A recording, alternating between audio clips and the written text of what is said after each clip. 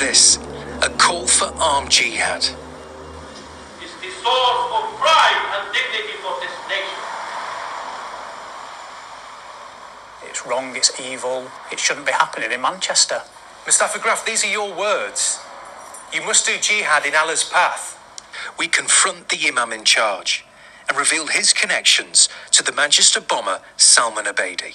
Sadly, I wouldn't be surprised if Salman Abedi's horrific suicide bombing was partly inspired by this sermon. Brothers and sisters, it is time to act, not only to talk. This audio was obtained by the BBC, a recording of Friday prayers inside Didsbury Mosque in December 2016. Time to act and do something. The same mosque where Salman Abedi and his family would pray.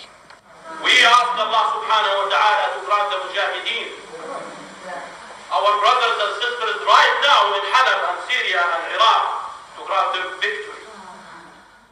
We played the sermon in full to two Islamic scholars. Lots of brothers stayed behind, unfortunately. They love Islam and Muslims, but they do nothing for the support of their brothers and sisters. The jihad he's referring to here is actually being on the battlefield. There's no ifs and buts in this. From the context and the way these texts are used, it's very clearly referring to military jihad, to armed jihad. The whole world is watching. The sermon focused on people suffering in Syria. There was an appeal for donations. And this. The whole world, including Europe, America, what's so-called the civilized world, they know that Iran, Russia, and the militias are killing humans in Syria. And they do nothing. Well, in fact, they help the Russians and the Iranians and others, the militias, to kill Muslims over there. Oh dear, so... Dear, oh dear. So he's reiterated the call not only to stop living a normal life, do something drastic, but to be with the small group of true, sincere Muslims. He's giving them the narrative of them against us. He is psychologically and practically brainwashing young people into either traveling or to do something, to take action. We can't be sure where Salman Abedi was on the day of the sermon, but we've been told 10 days after he bought a ticket for the Ariana Grande concert.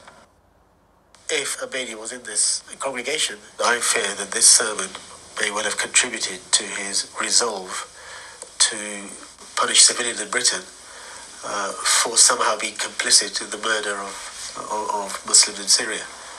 Mustafa Graf refused to be interviewed. Mustafa, Ed from BBC News. But we wanted to know why he gave the sermon inside the mosque. Were you trying to incite violence?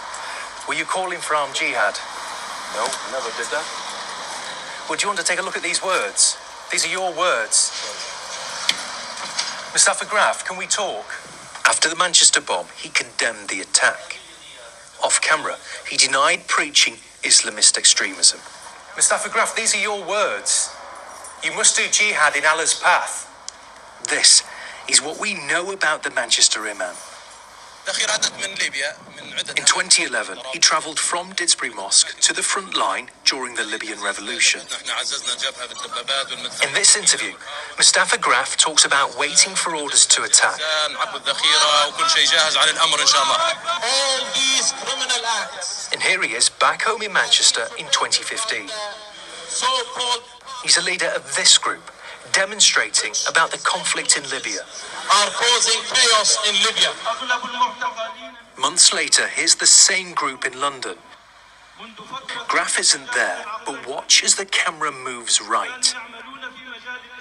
Wearing a red t-shirt, smiling. The Manchester bomber Salman Abedi. Nearly 2 years before he'd murder 22 people. We shared our investigation with Martin Hibbert.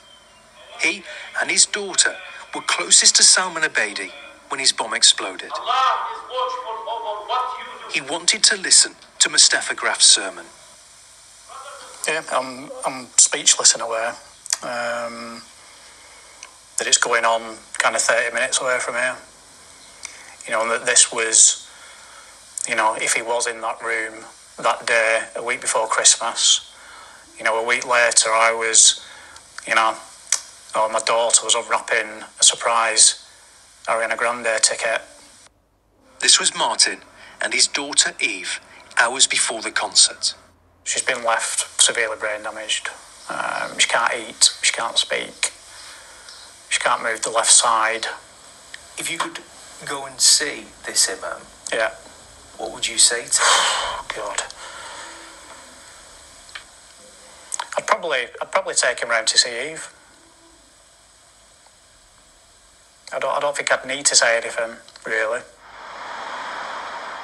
We understand at least 5 men who attended Didsbury Mosque either travelled to Syria or have been jailed for supporting so-called Islamic State. Trustees of the mosque deny this. Can we come inside? They said Mustafa Graf's sermon was highlighting the plight of Syrians. His use of the words jihad and mujahideen had been misinterpreted, and they don't miss preaching.